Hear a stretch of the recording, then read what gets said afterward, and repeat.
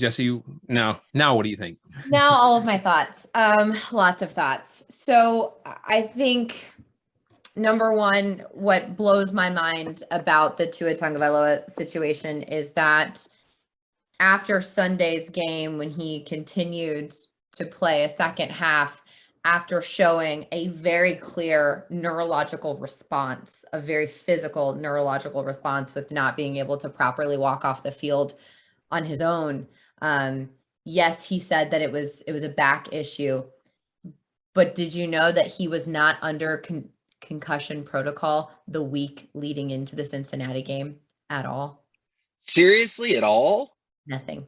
He was not under concussion Unbelievable. protocol, which Somebody, is I don't understand that. That makes no no, sense. that's negligence. It's just pure negligence. And for him to go into that game, and if you look at that hit, it's a clean hit. It's not a targeting hit. It's nothing like that. When Right. he went out in Cincinnati, his head bounced against the grass, and then his hands went like that. So it goes beyond. I think we look so often, and we were talking about it before, where everyone gets frustrated. Let them play, and they do a lot to change the rules in order to avoid those really hard crown of the helmet hits, things like that, the blindside hits, blindside blocks, all that. But there is an area of there's only so much you can help as far as changing the rules of the game to prevent this, right? Mhm. Because he had a clean hit. It's fine. We saw in the Arkansas game with Alabama, the ref got hit. His head bounced the same way too. Right. It just depends on your noggin. But I think the big issue is there is not as much accountability like you mentioned, because what happens is, yes, you can see a very clear neurological response physically in some of these cases. It was to his hands.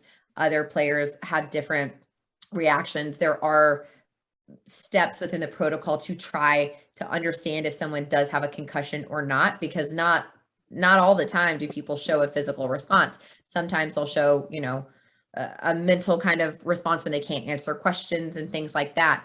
There is no one test that can truly prove that you have a concussion. We can't, it's not like a broken bone where we can take you in, we can scan you, and we say, yep, that's a break right there. We'll fix that right up. It relies on several steps, and even then they're not always clear.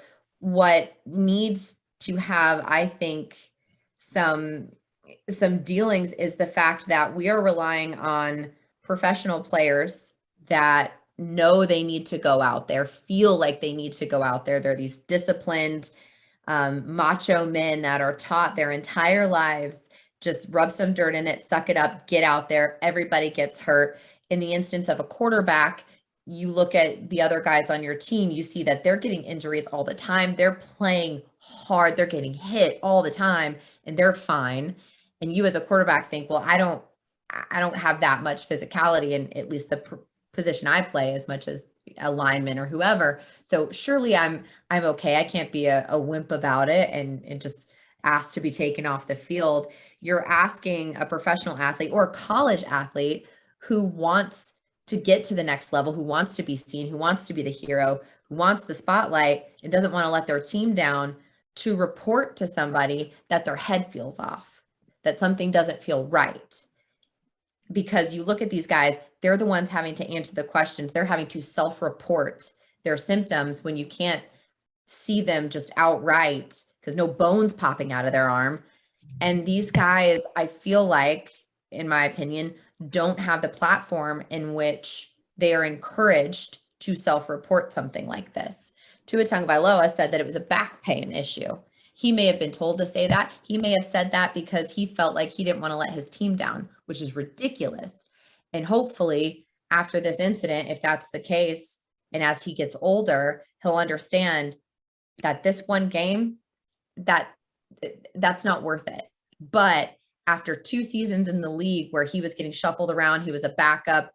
His team tried to make a play for Tom Brady, tried to get Deshaun Watson at one point. He felt like his job was in trouble. He's finally getting into a groove. There's a potential $50 million contract on the line. He doesn't want to lose that. He's going to go out there. So there has to be some sort of accountability where we're helping these players feel like they have a platform in which they can say, my head doesn't feel okay.